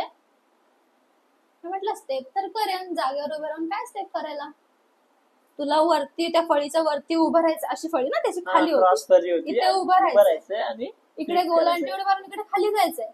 परत टॅप टॅप करत वर यायचं, परत बसायचंय, परत त्या इकडे मुली असतात त्यांच्यासोबत बोलायचं, परत तिकडे बघायचं जजकडे, परत जागरून परत तुला स्टेजवर उडी मारायची. एवढ्यापर्यंत ते होतं. चॅलेंजिंग, खूप चॅलेंजिंग. आणि त्यात मला ऑलरेडी बॅक पेनचा खूप प्रॉब्लेम आहे. म्हणजे आधी पण जायच्या आधी माझ्या गोळ्या वगैरे चालू होत्या. मी विचार करते मला फक्त लागू दे नको देवा, प्लीज लागू दे नको, मग माझं नीट होईल. पहिली उडी मारली, ही आहे ना अशी फळी, हिचं तसं हे असतं ना, कड असते ना, ती डायरेक्ट पाठीत घुसली. अरे बापरे. असं ते 2-3 वेळा झालं माझ्यासोबत. म्हणते नाही तुला हे करायचंच आहे ना, तर तू परत बाहेर जाशील. मग ते खूप सहन करत करत करत मी अख्ख्या शो मध्ये एक पण पेन किलर नाही घेतली, एकही नाही. बॅक पेनचा त्रास होऊन पण त्या गोळ्या चालू होत्या माझ्या कॅल्शियमच्या वगैरे. पण फिजिओ होती ना आमची, ती आम्हाला फ्रायडेला और थर्सडेला गोळ्या वगैरे द्यायची, अशी मशीन वगैरे लावायची. नंतर मी ते लास्ट खूप झालं म्हणून थोडीशी मशीन लावली होती. पण मी पेन किलर कधी, ती मला येऊन म्हणते अरे नेहा तू पेन किलर नाही घेत रे, खूप चांगलं असं घ्यायचं नसतं पेन किलर, माहिती आहे ना तुला. म्हटलं म्हणून तर नाही घेत ना. म्हटलं असं होतं माझं. छान अशी गरम पाण्याची बादली ठेवायची, त्यात मीठ टाकायचं, पाय टाकून बसायचं आणि झोपायचं. छान सगळं क्लिअर होतं. मग ते झालं हळूहळू. मग अशी पारंपरिक लावणी होती, राया माझ्या झाडाला पालवी फुटली असं म्हणून. तर तेव्हा हे कोणतं ते पिक्चर आलेलं महाराजांचं, तोंडावरचं पण नाही आठवते मला, महाराजांचीच होती फिल्म ती. तर ते लोक आलेले ह्याच्यासाठी प्रमोशनसाठी आले. माझा डान्स झाला. पहिली कमेंट त्यांना द्यायला सांगितली, म्हणजे सर तुम्ही सांगा तुम्हाला हा डान्स कसा वाटला. सर म्हणतात की म्हणते कोण असं ज्याला आवाज येत नाही ना, तो जर इथं माणूस बसला असता ज्याला कानाने आवाज येत नाही, त्याने जर तुझा डान्स बघितला असता ना, त्याने तुला सगळं सांगितलं असतं की हा डान्स कसा होता, त्याच्यामध्ये काय लिरिक्स होते काय. मग मला पूर्ण शहर आला की हा मग आता मी जिंकले. माझी भावना तीच आहे की मला समोरच्या पर्यंत पोहोचलं पाहिजे. आणि ते मला सांगतात कोणाला आवाज नाही तो पण माणूस सांगेल की हे गाणं कसं होतं आणि काय वगैरे.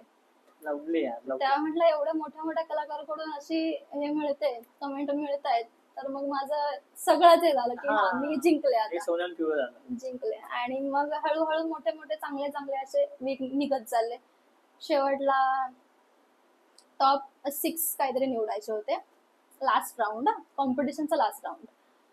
आणि त्याच राऊंडला काय होतं, छम्मा छम्मा बाजे रे मेरी पैजनिया, ते वालं म्हणजे बॉलिवूड सॉंग वर लावणी करायची, प्रॉपर लावणी. म्हणजे थोडं मिक्स केलं ठीक आहे, पण कॅबरे कसं पूर्ण कॅबरे पण करायचं होतं आणि गाणं पण तसंच असं वगैरे. पण काय करायचं होतं, हिंदी गाण्यावर मराठी लावणी प्रॉपर असं करायचं. आणि तेव्हा कोण आलेले, गणेश आचार्य कोरिओग्राफर, आपल्या अख्ख्या बॉलिवूड गाजून ठेवलेलं ते, आणि गाणं पण त्यांचंच. गणेश आचार्य आले, बसले, माझा लागला टेक चालू झाला, शूट वगैरे झालं. त्यांनी पण सांगितलं सेम की मी जर परत हा सॉन्ग केला ना तर तुझ्यासारखा चांगला कधीच करू शकत नाही, एवढ्यापर्यंत. मग ते झालं. आणि त्याच म्हणजे फर्स्ट वीक घुंगरू हातात आले, आणि जो लास्ट वीक होता तेव्हा पण परत घुंगरू हातात आले. लवली. म्हणजे तेव्हा असं झालं की घुंगरू हातात आले, पण माझी चांगली फ्रेंड होती संजना म्हणून, अख्ख्या शो मध्ये म्हणजे खूप जवळची अशी, म्हणजे आम्ही रडायचो पण एकत्र आणि हसायचो पण एकत्र इथपर्यंत. मग ती त्या राऊंडला बाहेर पडली. मग मला कसं तरी झालं की तिला घुंगरू नाही मिळाले अजून वगैरे. मग मी रिक्वेस्ट केली सरांना, सर मला घुंगरू घ्यायचे पण तिच्या सोबत घ्यायचे. मग आम्ही दोघांनी ते घुंगरू एकत्र घेऊन फोटो वगैरे काढले, म्हणजे छान एंड झाला कॉम्पिटिशनचा. आणि मग झालं टॉप 6 निघाले, आम्ही मज्जा वगैरे केली खूप, सगळे एकदम असे हॅपी मध्ये की अरे यार एवढं करून आपण टॉप 6 मध्ये आलो. आता काय फक्त फिनाले राहिलाय. तर त्याच्यामध्ये पण 2 राऊंड एक्स्ट्रा वाढले. स्टार प्रवाहाचे सगळे जे हे होते ना सिरियल चालू आहेत ना, त्याचे सगळे आर्टिस्ट आणि ऍक्टर, म्हणजे ऍक्टर आणि ऍक्ट्रेस त्या येणार, त्यांच्यासोबत डान्स करायचा. तर पहिल्या राऊंडला आपली कावेरी आली होती, आणि ती खूप चांगली, गोड अशी, एवढीशीच होती छोटीशी, पण जाम गोड आणि मस्त. असं म्हणजे की आता आपण काम करायचं पण कोणासोबत, ऍक्ट्रेस सोबत. त्यांनी काम केलं एवढ्या ह्याच्यामध्ये, स्टार प्रवाहावर काम करतात त्यांच्यासोबत. म्हटलं ठीक आहे करूया, कलर्स मराठी स्टार प्रवाह. तर त्यांच्यासोबत डान्स झाला, तो पण खूप छान. त्यानंतर राघव, निखिल दामले माहिती ना, हा हा मी ते मागवलं. बिग बॉसला होते ते, हम्म. त्यांच्यासोबत डान्स झाला. त्यानंतर मी वेगळी स्टाईल केली कंटेंट मध्ये, फ्री स्टाईल असं, म्हणजे आपण कंटेंट करतो पण स्टेजवर कधीच नाही असं वाला होतं. बरोबर. मी शिकले, मी छान केलं, बोर्ड परफॉर्मन्स आला एकदम छान. आणि त्यानंतर आला फिनाले, लास्ट राऊंड, लास्ट सगळं संपणार होतं. फिनाले होता 15 दिवसांवर होता, हम्म. 15 दिवसांवर होता. आणि त्यामध्ये हे सगळं झालं. सुरू 15 दिवसांवर की 10 दिवसांवर असं काहीतरी होतं. आणि त्यामध्ये आम्हाला 5 एक शिकायचे होते. हा हा फिनायला असतात जास्त आणि जास्त. मी नंतर तिकडे परत डाऊन झाले, की म्हटलं माझा एक परफॉर्मन्स व्हायला मला एवढं टेन्शन येतं आणि मी ते 5 डान्स करणार आहे. झालं, पहिला ग्रुप चालू केला, म्हणजे ग्रुप डान्स सगळं करणार. आणि हे टॉप 6 आहे ते फिनाले मध्ये आले, असं मला ऍक्ट बसवायचा होता. तो बसला, छान झालं. म्हटलं आता मला येतंय बऱ्यापैकी. दुसरा आला डुएट, हम्म. मी आणि ते समता म्हणून होते त्यासोबत करायचं होतं. डुएटला कट टू कट डान्स बसवला पूर्ण एकदम असं. मी म्हटलं फिनालला ऍटलीस्ट नीट बसवतील, नाही जास्त नाही होणार आपला डान्स, नको जास्त करायला, जस्ट असंच वाला. तर नाही, तुम्ही फिनालेला गेलात ना, तुम्हाला चांगलं करायचंच आहे. मग ते फिनाले त्याच्यासोबत एक दुसरा डान्स, त्यानंतर अजून एक सोलो करायचा होता, त्यानंतर अजून एक ग्रुप डान्स करायचा होता. आणि त्यातून टॉप 6 मधून टॉप 4 निघणार, त्यांचा एक डान्स होता. म्हणजे एकूण 5 डान्स. आणि त्या 4 मधून एक सिलेक्ट करणार. नाही 3, ओके. म्हणजे ते 4चे नंबर असं, म्हणजे अच्छा. 2 कॉन्सलेशन आणि 4 नंबर मध्ये असं. ओके. तर आधी हे आम्हाला माहित नाही. आधी काय वाटलं आम्हाला की 6 जणांमध्येच तो डान्स होणार, त्याच्यानंतर काय होणार ते सांगणार पुढे हा. डायरेक्ट हे करून, अनाऊन्स करून. तर नाही, आमचा डान्स झाला, ग्रुप डान्स तो. तर म्हणतात टॉप 4 आहेत ना, तेच करणाऱ्या दोघींना बोलते आपण नटराजाची मूर्ती देऊन साईडला बसवणार. तिकडे परत टेन्शन. म्हटलं काय विषय, फिनाले कुठचा होता. नाही म्हणते टॉप 4 वेगळे आणि ते 2 वेगळे काढणार कॉन्सलेशन. ठीक आहे, एकीला बाहेर काढलं, दुसरीला बाहेर काढलं. म्हटलं देवा थँक्यू, टॉप 4 मध्ये तरी आहे मी. झालं, टॉप 4 निघाले. टॉप 4 मध्ये परत डान्स आला, त्याच्यामधून त्याने असंच केलेलं, पण ते असं हे नव्हतं, त्यामधून झालं. आणि समोर घेतले चौघांना, टॉप 4. तर 4था नंबर गेला समता आमने. म्हटलं ठीक आहे, मी म्हटलं ऍटलीस्ट देवा टॉप 3 मध्ये तरी येऊ दे. तर ते 4था गेला. मी म्हटलं ठीक आहे, आता टॉप 3 मध्ये मी येते. तिसरा पण गेला. अगं मी टाळ्या वाजवते मस्त, टॉप 2 मध्ये आले मी. मम्मी साईडला बस, मम्मीकडे मी मम्मी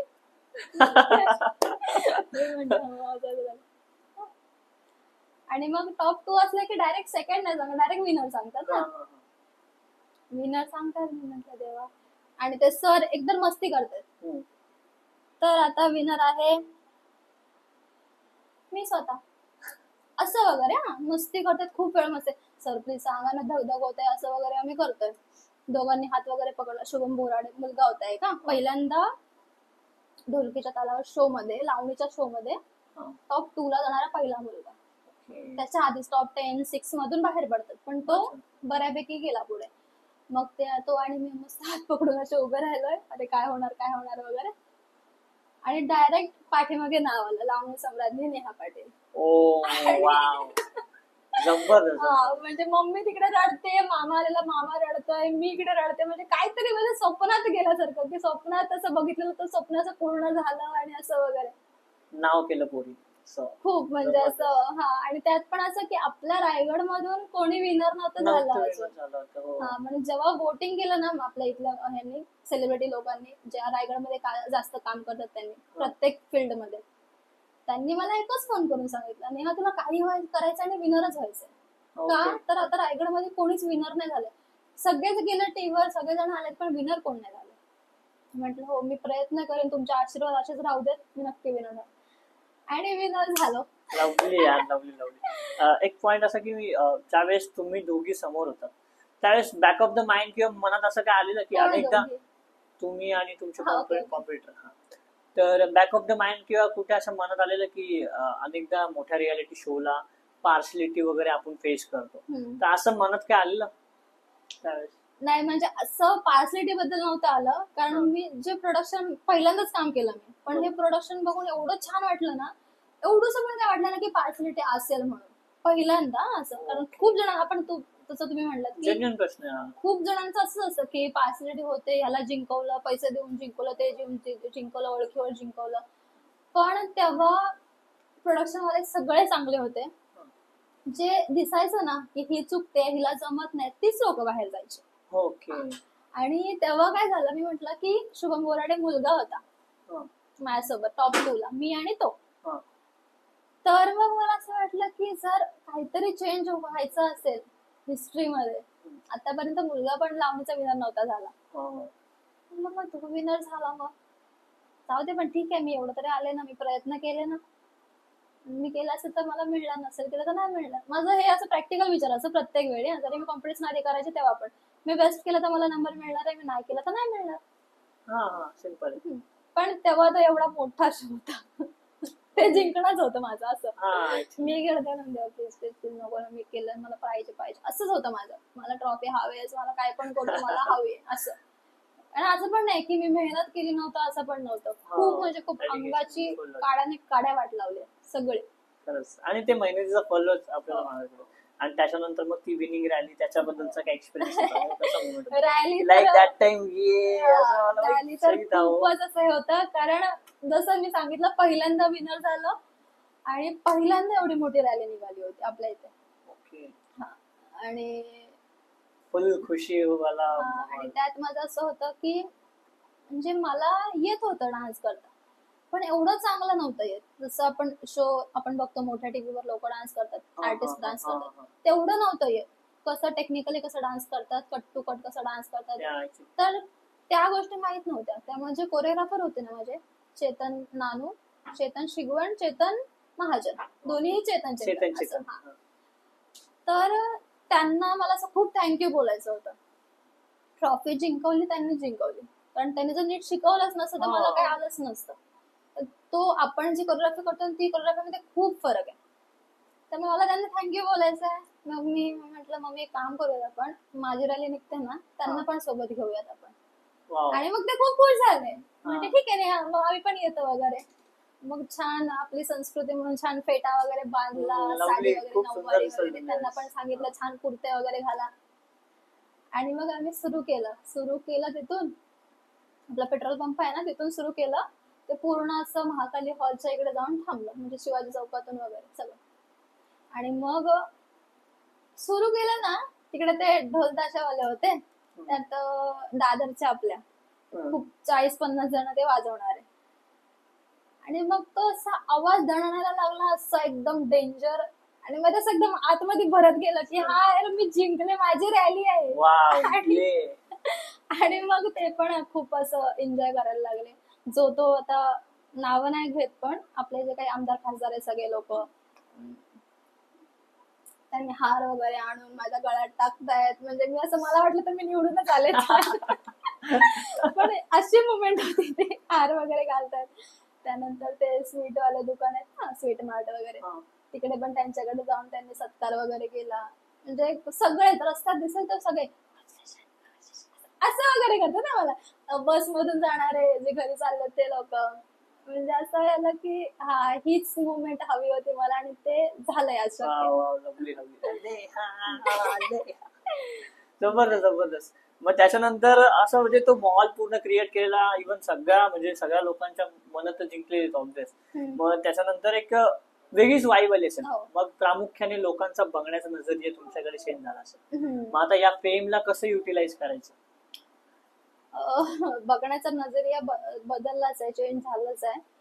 पण मग त्यामध्ये माझं पण कधीतरी असं मरण होतं की पेणमध्ये आहे एवढं, आता झाले विनर वगैरे, मग बाहेर नाही जायचं, इकडे नाही जायचं, तिकडे नाही जायचं असं वगैरे. कारण लोक आपल्याला पैसे देऊन बोलवतात कार्यक्रमासाठी, त्यामुळे आपण असं इकडे तिकडे हिंडू नाही शकत ना. ते एक माझ्यामध्ये हे झालं, मरण झालं माझं, की मग फ्रेंड सर्कल मध्ये नाही जायचं वगैरे.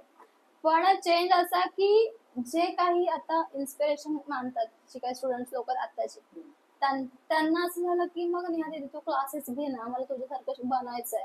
असं म्हणजे बनायचंय, म्हणजे मी असं हे झालं की हा, मी जिंकले मग आता बनायचं म्हणजे लोक आपला आदर्श गुरु ठेवायला मानणार, ते मला आदर्श माझा आदर्श घेऊन पुढे जाणार. मग मी क्लासेस चालू केले. लगेच नाही केले, वर्षभर थांबले. पण त्याच्यानंतर माझे रोजचे सत्कार चालू होते. सगळीकडे सत्काराला जा, इकडे जा, तिकडे जा, तेच चालू होतं. तर नंतर म्हणजे असं झालं की सगळीकडे मी बिझी आहे, त्या मुलांना वेळ द्यायला हवा ना. क्लासेस घेऊन उपयोगच नाही, आणि कोणतरी असिस्टंट ठेवून मग माझ्या क्लासचा उपयोगच नाही. ते माझ्यासाठी क्लाससाठी येणार, मग कोणतरी असिस्टंट कशासाठी ठेवायचं मी.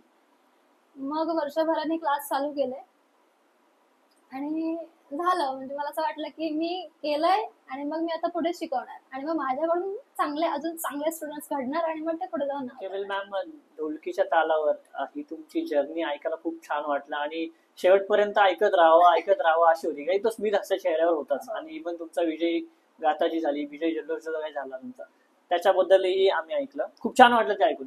पण या दरम्यान एक महिला कलाकार म्हणून तुमच्याकडे पाहण्याचा सोसायटीचा दृष्टिकोन कसा होता? माझ्याकडे नाही म्हणू शकत मी, कारण मी असं काही फेसच नाही केलं आतापर्यंत. माझ्यापर्यंत जी काही पब्लिक आली, जो काही ऑडियन्स आला, तो खूप चांगलाच आला.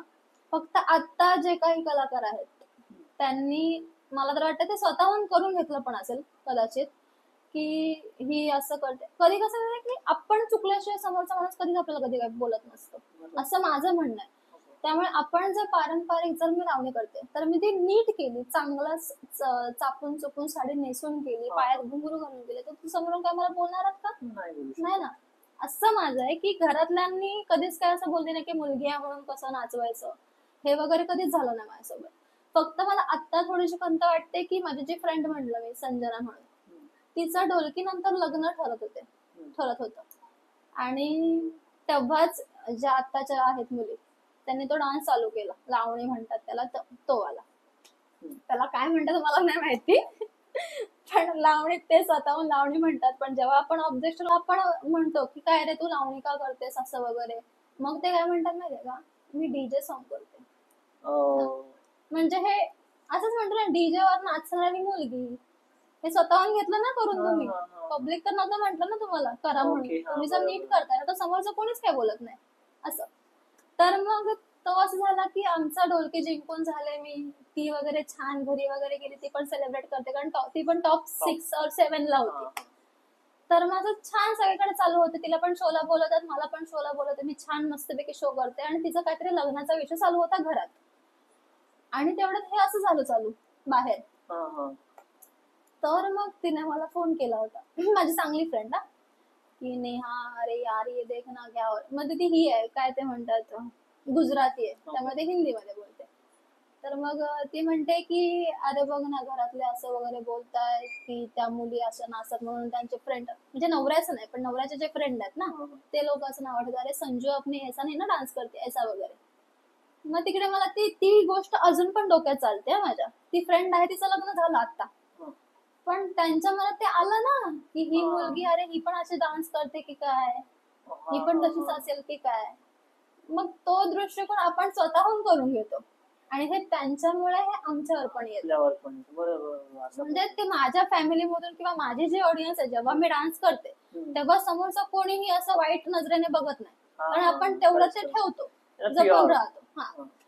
पण मग त्यांच्यामुळे ते आपल्यापर्यंत येतं, ते चुकीचं वाटतं मला, की आपण करत नाही आणि मग ते आपल्यावर बोट उचललं जातं, मग आपली इमेज खराब होते वगैरे. आणि मग ह्याच्यामुळे कधीतरी असं झालेलं की नाही, मग आपण लावणी सोडून द्यावं का, असं पण झालेलं आत्ता मध्येच. जेव्हा ह्यांचं चालू होतं ना बाहेर, तेव्हा असं झालेलं की काय करायचं, सोडून देऊ का, नको करायला, मी काहीतरी वेगळं करते वगैरे. तर मग नंतर मनात आलं की मग आपण एवढी मेहनत कशासाठी केली है ना. केलं कोणासाठी, मम्मीसाठी. मम्मीला प्रॉब्लेम असेल तर मी बंद केलं असतं. तिलाच प्रॉब्लेम, ती सांगते अरे तू ह्यांना करून दाखव, ह्यांना दाखव ना लावणी म्हणजे काय असते, तू चांगल्या ह्याच्याने पुढे जा ना. मग असं झालं की नाही, मग आपण करूया, त्यांना जे काय करायचं ते करू दे, आपल्यापर्यंत काय आलं नाही ना, मग ठीक आहे असं लावूया. मागून तो सपोर्ट होताच घरच्यांचा आपल्याला, त्याच्यामुळे असं काही एक्सपिरियन्स वगैरे आला नाही. आपण जर चांगलं राहू ना तर समोरच आपल्याला चांगलंच मानणार. बट एक असं असतं ना, सक्सेस जर्नी असते, त्याच्यामध्ये कुठेतरी चढ उतार असतात. तर जसे पुढे नेणारे असतात तसे मागे घेणारे पण असतात. हे तर आहे, त्रिवार सत्य, हे कोणी नाकारू शकत नाही. पण मी ना खरं सांगायचं तर जे मागे खेचतात ना त्यांना थँक्यू म्हणेन. लावणी का माहितीये, आपण ना म्हणजे आपल्याला जे येत नसतं ना आपण ट्राय करतो, अरे येतंय, होतंय, होईल, कधीतरी होईल वगैरे. पण जसं समोरून कोण येतं ना, अरे तू हे करू शकत नाही, हा. तर दुसऱ्यांचं नाही म्हणत, दुसऱ्यांचे रडत बसत असतील हा, हा, दुसरी हा. लोक, पण माझं तसं नाही. इगो पे आती है तू अपनी. नाही करत आहे ना, का मी करत नाही, मी करून दाखवते ना तुला, असं आहे Lovely माझं. यार, त्यामुळे जबरदस्त. सगळ्या हेटर्स लोकांना जे मागे खेचतात ना त्यांना तर मी थँक्यू म्हणेन की बाबा तुमच्यामुळे मी आज इथपर्यंत आले, कारण मी ते करून दाखवलंय. ही डबल भूमिका झाली ऍक्च्युली. मागाशी तुम्ही म्हणत तुम्हाला जर कोणी काय बोललं की तुम्ही तसं नाही म्हणत मी, कोरिओग्राफर लोकांचं आणि हेटर्स अच्छा, हा, लोकांचं ओके, खूप ओके. फरक आहे. अच्छा, असं. कोरिओग्राफर जर कोण ओरडतोय ना, अरे काय आहे, तू कर ना, मग आपण शांत बसणार. हा, हा, कोण obviously. ओरडलं की नाही मी सहन करू शकत, मग मी रडणार. अच्छा. पण असं कोण दाखवलं ना काय ही काय करते असं वगैरे, म्हणजे हेटर्स लोकांचं वेगळं असतं आणि जे आपल्याला सपोर्ट करतात ते ओरडतात, ते आपल्या चांगल्यासाठी ओरडतात असं. म्हणजे त्या लोकांना मी थँक्यूच म्हणते, दरवेळी थँक्यू म्हणते की हा तुम्ही जर मला बोला नसतात ना की बाबा ही करू शकत नाही, हिचं काय. एखादा एक्सपिरियन्स तुम्ही शेअर करू शकता का, नाव न घेता, एखादा छोटा एक किस्सा एखादा काय असं? हा सांगायला मला आवडेल, कारण मी ढोलकीलाच होते तेव्हा. माझं सिलेक्शन झालं, मी गेले वगैरे तिकडे. आणि आता माहितीये ना की बाहेर काय चालू असतं, आपल्याला लोक बघतायत, आपले त्यांचा रिस्पॉन्स काय, आपल्याबद्दल काय बोलतात, आपल्याला ऐकायला आवडतं. या या. तिकडे गेले मी मम्मीला विचारलं, मम्मी कसं जायचं, मम्मी म्हणते ठीक आहे. असंच प्रत्येकाचे मला फोन येत राहिले सारखे सारखे की नाही खूप छान होतंय, हा झालं तुझं कष्टाचं फळ झालं वगैरे, असं काहीतरी चांगलं त्याचं. मग मला एक कॉल येतो की अरे तुझं असं ऐकलं की अशी मुलगी किंवा असा मुलगा आहे, तो म्हणतोय किंवा ती म्हणते की हिचं काय, ही लगेच खाली येईल, हिचं काय, हिला कोण बोलते तिकडे टॉप 3 मध्ये वगैरे काही घेणार नाही असं वगैरे. की आता गेले ना, आता 2 राऊंड थांब, लगेच बघ बाहेर पडते की नाही वगैरे असं. मग मला हे कळालं, म्हटलं तसं नको, आपण उगाच भांडणं नको करूयात, विनर झाले ना की मग त्याला समजेल कोण आहे त्याला, है ना. क्या बात आहे, लवली यार. म्हणजे मी जेव्हा गेले ना ढोलकीला तेव्हा खूप जणांचे मला फोन यायला लागले की नेहा तुझ्याबद्दल असं बाहेर चालू आहे की तू नाही जिंकू शकत, तुला काही येत नाही वगैरे वगैरे. मी मम्मीला तेच म्हणाले, वेळ उत्तर मी दिली. मेहनत करते ना, बरोबर सगळ्यांना समजलं, वेळेवर बरोबर होतं. आणि मग सगळ्यांचे तोंड बंद झाले. जबरदस्त जबरदस्त जबरदस्त. म्हणजे वेळेने उत्तर दिलं, मला उत्तर द्यायची गरज लागली गरजच नाही. नाही, आपण त्यांना जेवढं शांत राहू ना तेवढं ते बरोबर आपल्या बाजूला येतं सगळं. आणि ती विजय यात्रा जी आहे ती त्यांच्या दारावरून गेली असेल. बरोबर. दार उघडून बघा आता. बघितलं, सगळं झालं, मज्जा आली. जबरदस्त. हा हा हा भारी सीन होता. इथून निघाला का या भावना, इथून निघाल्या या, इथून निघाल्या भावना मनातून. हा याच प्रश्नाची वाट बघत होते मी या. ओके, जोक खरं आहे की लाईफ मध्ये कधी तुम्हाला पुढे जायचं असेल ना, जे सपोर्ट करणार आहेत ना त्यांचं ऐकण्यापेक्षा जास्त हेटर्स लोकांकडे लक्ष द्यायचं कधीही. म्हणजे ते आपल्याला काय बोलतायत ना ते डोक्यात ठेवायचं आणि मग आपण पुढे जायचं. मग आपण अजून लवकर पण पुढे जातो आणि चांगलं पुढे जाऊन काहीतरी आपलं चांगलंच होणार असं. आणि ते आपल्या मनामध्ये एक आग पण लागलेली असते आणि ते कधी विसरायचं नाही. पहिली गोष्ट, विसरलो की संपलं. मग आपण जे चांगलं होणार असतं ना ते असं कमी चांगलं थोडस असं वगैरे होतं. हा टिकून राहतोय तेवढ्या पुरतं, हे नाही होणार, टेम्पररी लगेच असं निघून जाणार असं. म्हणजे ढोलकी कसं माझं राहील ना सीझन 6 आयुष्यभर कोणी टीव्हीवर बघेल, अरे हा ही होती ना ती, असं वाला.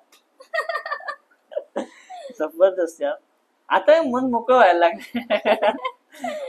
चांगला क्वेश्चन होता ना तो.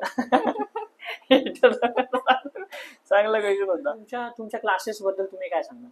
आता जे तुम्ही स्टडीज चालू केले, क्लासेस चालू केले, त्याच्याबद्दल काय सांगणार? तर मी गेल्या वर्षी चालू केलं, घुंगरू नावानी माझी अकॅडमी आहे. वाव, छान नाव आहे. ते माझ्या जवळच आहे, लावणी आणि घुंगरू. म्हणून मग म्हटलं लावणी तर नाही ठेवू शकत पण घुंगरू ठेवू शकते. आणि मग घरातल्यांसोबत चर्चा केली काय करायचं, ते म्हणते हा खूप छान वाटतं घुंगरू आणि मराठी पण नाव आहे असं. मग घुंगरू नावाने अकॅडमी चालू केली आणि बऱ्यापैकी स्टुडंट्स यायला लागले सारखे सारखे, दीदी मला घे मला घे. म्हटलं मला घे म्हणजे काय असतं, डायरेक्ट या ना क्लासवर. झालं ऍडमिशन वगैरे, चांगली पूजा वगैरे करून आम्ही क्लासेस चालू केले आणि एकाच वर्षात 70 स्टुडंट झाले होते माझे ऍडमिशन. मग रिस्पॉन्स चांगला आला आणि मग मुलींचं असं की फक्त लावणी नको शिकवायला म्हणून मग वेगवेगळ्या स्टाईल पण आम्ही चालू केल्या. क्लासिकल पण आता मी बेसिक क्लासिकल केल्यामुळे त्यांना माझं असं आहे की मला जेवढं येतं ना तेवढं त्यांना यायलाच हवं. की मला येतं म्हणून ते माझ्या पुरतं ठेवून असं काही उपयोगच नाही. मी किती करणार, माझ्यासारखं तुम्ही नाही करू शकत किंवा तुमच्यासारखं मी नाही करू शकत. तुम्ही ऍटलिस्ट बेस्ट तरी कराल, मग थोडंसं होईल असं, म्हणजे बेसिक बेसिक असं. त्यामुळे असं की सुरुवात केल्याशिवाय काहीच होऊ शकत नाही. त्या मुलींना माझ्याकडून शिकायचं होतं. खूप आधीपासून मला मेसेज करत होते, दीदी कर चालू, दीदी कर चालू. मग त्यांच्यासाठी क्लासेस चालू केले. आणि ते एक मूवी पण आहे की ज्ञान बांटने से बढ़ता है. हो, ते आपल्या पुरतीच ठेवून घेऊन काय होणार काय आहे? उपयोगच नाही. चार लोकांना आणि दिल्यावरती त्याच्यामुळेच जे असे आपल्याबद्दल आपला झेंडा ठेवतात ना असं ठेवून, मग ते मागेच राहतात. मग त्याचा काही फायदाच नाही होणार. तू एवढा ज्ञानी असून तू याच्या करताना तुला. वेल, ऑलमोस्ट बरेच असे क्वेश्चन झालेले आहेत. एक शेवटचा प्रश्न असा आहे की त्याच्यामध्ये लावणी म्हणजे तुमच्यासाठी काय आहे हे थोडक्यात, म्हणजे लावणीबद्दल तुम्ही जेवढं बोलाल तेवढं कमीच आहे, पण थोडक्यात लावणी म्हणजे तुमच्यासाठी काय? लावणी माझ्यासाठी सर्वस्व आहे. शेवट. एका शब्दात सांगायचं, शेवट. सर्वस्व म्हणजे काहीच नाही असं, म्हणजे सगळं त्याच्यामध्ये येतं. म्हणजे मला, मी आधी सांगितलं की माझ्या घरात कमवणारी मी एकटी आहे. त्यामुळे त्याच्यामुळे माझं इन्कम, माझं घर चालत राहतं. मला एक चांगला असं, म्हणजे जर आपण कधी काही प्रॉब्लेम मध्ये असो ना, प्रॅक्टिसला बसले ना मी, मग सगळं विसरून जाते. का तर त्याच्यात गुंग होऊन जाते, पूर्ण गुंग होऊन जाते. मला आठवतच नाही माझ्याकडे काय प्रॉब्लेम्स आहेत काय, काहीच नाही. मग ते एक असं आहे की सपोर्टिव्ह असं, बहिणीसारखी पण म्हणू शकता, एक फ्रेंड सारखी पण म्हणू शकता. इन्कम येतं त्यामध्ये माझं घर चालतं. वडील पण म्हणू शकतात, आहे ना सपोर्ट एक. हो, सगळ्या बाजूने सर्वस्व. ती हे करतीये, म्हणजे पॅम्पर करून ठेवले तुम्हाला, मी म्हणेल तिने पकडून ठेवले सगळेकडून की बाई नेहा तू कर, मैं तेरे साथ हूँ. म्हणजे कधीच असं मागे पडून देणार नाही असं नाही. लवली. चालतच आता वेल, तुमच्या एवढ्या सगळ्या ट्रॉफीज बघून माझं चेहरा, म्हणजे माझं मन असं भांबवून गेलं की एखाद्या लेडीच्या पहिल्यांदा मी एवढ्या ट्रॉफीज बघितल्या. आता ऍक्च्युली फ्रेम मध्ये पण तेवढ्या येत नाहीयेत. पूर्ण घरभर ट्रॉफीज आहेत त्याच्यामध्ये. तर मग या ट्रॉफीज बद्दल काय सांगणार? ट्रॉफीज विषयी विशेष आकर्षण करतं. ट्रॉफी, हा एक सांगितलं किस्सा. कॉम्पिटिशन असतात ना, तसं मी कॉम्पिटिशन करायचे पहिला. आणि असं म्हणजे चालू होते, खूप साऱ्या ट्रॉफी होत्या माझ्याकडे. पण कधी कधी कसं होतं की टफ कॉम्पिटिशन असले ना की प्राइस डिवाइड होतात आणि ट्रॉफी एक. मग काय करायचं, मग छापाने काटा व्हायचा. आणि मला कधीच ट्रॉफी यायची नाही, कधीच नाही, कधीच नाही. ह्याच्यापेक्षा अशा अर्ध्या अर्ध्या ट्रॉफ्या माझ्याकडून गेल्यात अशा स्टॉक्स मध्ये. ते फिश टँक पण मला मिळालं होतं टॉस मध्ये. फिश टँक मिळालं? अरे म्हणजे जे हवंय ना ते नाही मिळायचं. ट्रॉफी हवे तर ट्रॉफी नाही मिळायचं, ते घड्याळ, ते फिश टँक असं वगैरे मला मिळायचं. ट्रॉफीच्या बाबतीत नाही. पण मग मी घरी येऊन रडत बसायची. मग मला ती मोठी ट्रॉफी असली की जास्त जीवाला लागायची की मेहनत केली, मी पण तेवढीच मेहनत केली, तिने पण केली, ठीक आहे, मग ऍटलीस्ट मग तिसरा नंबर द्यायचा मला, मग शेवटचा द्यायचा, पण मला ट्रॉफी हवी आहे ना. मग असं ते ट्रॉफीवरून जास्त असं हे व्हायचं की मला हवी आहे, मला हवी आहे. मग मी देवाला पण प्रे करायचं मला खाली नंबर आला पण मला एकटीला ट्रॉफी पाहिजे असं.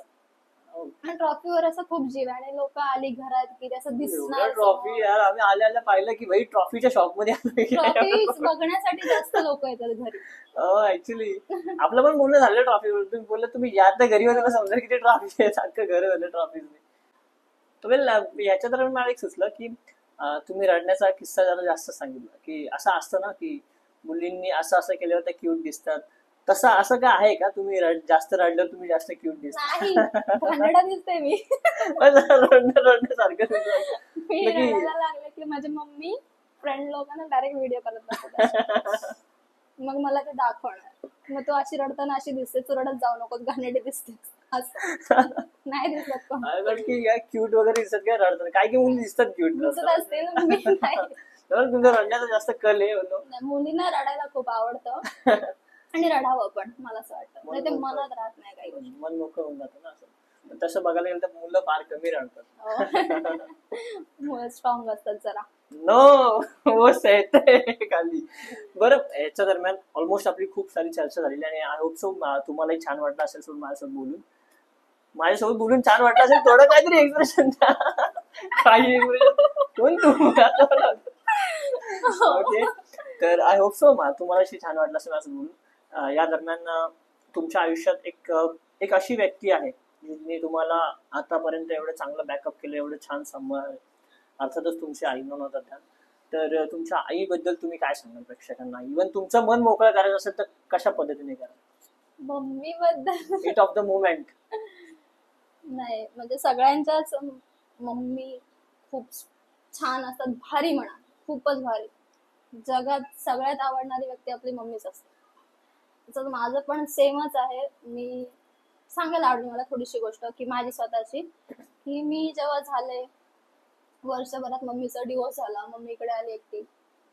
त्याच्यानंतर ते आत्ता म्हणजे एज नाही सांगते पण तेवढे वर्ष तिने एकटीने सांभाळले मला. त्यामुळे सगळ्यांपेक्षा बेस्ट माझी मम्मी मी म्हणू शकते. आई वडील आपल्या सोबत असं लाईफ टाईम आहेत, जे पाठिंबा म्हणून उभे असतात. तसंच माझी मम्मी सुद्धा मी जेव्हा जन्माला आले तेव्हापासून ते आत्तापर्यंत मला ती एकटी सांभाळते. कारण मी झाले आणि 1 वर्षाने तिचा डिवोर्स झाला, तिकडे घरी आली आणि तेव्हापासून ते आत्तापर्यंत ते स्ट्रगलच करत होते. पण मी ठरवलं की नाही, बास झालं, एवढं स्ट्रगल कोणी करत नसतं आपल्या लाईफमध्ये, बास झालं ना. तर मग मी माझ्या डान्सला निवडलं. तिने सांगितलं मला डान्स कर, पण मी त्यात समजलं की करिअर केलं तर मी, जर आपण कुठलीही नोकरी करत असतो त्यासाठी आपल्याला काहीतरी ग्रॅज्युएट झालेलं हवंय ना, काहीतरी एज्युकेशन हवंय. पण डान्ससाठी एज्युकेशन गरजेचं नसतं. तुमचं जे आहे ते तुम्ही दाखवा आणि तुम्ही प्रेझेंट करा. त्याच्यावर तुम्हाला माझ्या समजा पैशांचाच विषय सांगते मी, की त्याच्यावर माझं घर चालतं. मी जेव्हापासून सुरुवात केली तेव्हापासून मला काही ना काही इन्कम येत राहील. त्यावेळेला मी तिला सांगितलं की आता बास झालं, आता नाही करायचं तो. तर मग तेव्हापासून असं झालं की तिने मला एवढ्या वर्ष सांभाळलं. एक मुलगी म्हणून मी पण ते कर्तव्य पार पाडणं गरजेचं आहे. त्यामुळे तिच्यासाठी माझ्याकडे काहीच शब्द नाही आहेत. फक्त ती माझ्या आयुष्यात आहे. मी देवाला खूप थँक्यू म्हणेन की तिच्यासारखी मम्मी माझ्या आयुष्यात आली आणि तिच्यामुळेच मी घडले. कारण एक सिंगल मदर म्हणून राहणं किंवा एका मुलीला घेऊन, ते पण मुलगा तर वेगळीच गोष्ट, मुलीला घेऊन राहणं हे खूप कठीण गोष्ट आहे आत्ताच्या जनरेशन मध्ये किंवा आत्ताच्या सोसायटीमध्ये राहणं. सो तिच्याबद्दल काहीच बोलू मी. Yes yes. So well, almost सगळी चर्चा झालेली आहे. त्याच्यामध्ये आता खूप छान वाटलं. इव्हन मला तर खूप प्रचंड छान वाटलं की लाईक बघा गुज बम होते आणि मला मागून फीडबॅक पण आला की भाई तुला खाल्लं नाही पण मूड चेंज असं एकदम छान वाटलं. हा. सो ओव्हरऑल तुम्हाला मग माझ्यासोबत बोलून कसं वाटलं, थोडक्यात तुम्हाला काय बोलावं असं वाटलं तुम्ही सांगू शकता माझ्या ऑडियन्सला. आणि तुमच्या माध्यमातून ओपन माइक टॉक्सला तुम्ही कोणत्या प्रकारचा मेसेज तुम्हाला द्यायचा असेल तर तोही तुम्ही देऊ शकता. ओके, तर मी तर आतापर्यंत खूप सारे इंटरव्ह्यूज दिलेत. म्हणजे जेव्हापासून ढोलकीला गेले त्याच्यानंतर सुद्धा आणि त्याच्या आधी ट्रॉफींमुळे. कारण ट्रॉफी बघायला लोक घरी येतात असं वगैरे. म्हणजे मी 5-6 वर्ष आधी फक्त ट्रॉफींसाठी केला होता इंटरव्ह्यू वगैरे. त्यांनी सारखं ट्रॉफीवर हे कसं ते कसं असं विचारून. त्यामुळे आतापर्यंत जेवढे केले ना इंटरव्ह्यूज वगैरे, त्यातले तुम्ही पहिले पर्सन असाल ज्याच्यासोबत मी असं एकदम फ्रेंडली आणि एकदम असं छान असं मूड चेंज होऊन गेला, असं म्हणजे काही दडपण नाही म्हणत असं वालं. तर तुम्हाला थँक्यू. मला तुमच्या चॅनलवर ओपन माइक टॉक्स संधी दिली त्यासाठी आधी थँक्यू. मी थँक्यू म्हणाल कारण काम आहे आपलं, लेवल तर वेगळी झाली, लेवल बद्दल बोलायचं नसतं. पण तुम्हाला थँक्यू. त्याचबरोबर सर्व जे कोणी व्हिडिओ बघतायत, हा ब्लॉग पूर्ण ज्यांनी बघितलाय त्यांना तर मज्जा आलीच असणार, कारण आम्ही स्वतःहून ते अनुभवलंय. खूप छान वाटलं. त्याचबरोबर ओपन माइक टॉक्स या चॅनलला नक्की सबस्क्राईब करा आणि माझी जर्नी तुम्हाला कशी वाटली ते पण सांगा आणि आपल्या दादांना सपोर्ट करा. आय एम सॉरी दादा का बोलले, सर म्हटलं तर ठीक होतं. सर्व प्रेक्षकांना थँक्यू, कारण तुमच्यामुळे माझा जो काही प्रवास आहे तो या सर्वांपर्यंत पोहोचलाय. तर व्हिडिओ कशी वाटली हे तुम्ही कमेंटमध्ये नक्की सांगा आणि आपल्या चॅनलला सबस्क्राईब करा, लाईक पण द्या. Thank you guys, love you all. असाच प्रवास पुढे चालू राहील आणि ऑब्व्हियसली तुम्ही नेहाला प्रेम करणारच आहात, पण सोबत मला पण थोडं प्रेम करा, सबस्क्राईब करा चॅनलला आपल्या. सो लेट्स सी पुढे कसं काय होतंय. Thank you so much. आतापर्यंत मी सगळ्यांच्या पाया पडलेलो आहे. मला तुमच्याही पाया पडायला काही कमी मला वाटत नाही की स्त्री ही नेहमी पूजनीय असते. या विचारांचा या मतांचा मी आहे. प्रत्येक स्त्री पूजनीय असते आणि त्यांचा आशीर्वाद घेतल्याने काही छोट्या मोठ्या कमीपणा वगैरे मला वाटत नाही. आणि तुम्ही आहात पूजनीय, कारण एवढं सगळं तुम्ही जे काही अचीव्ह केलंय one single lady, it's hats off. माझ्याकडे शब्दच नाही आहेत, आय एम टोटली स्पीचलेस. खूप खूप थँक्यू. खूप खूप छान वाटलं तुमच्यासोबत बोलून. थँक्यू.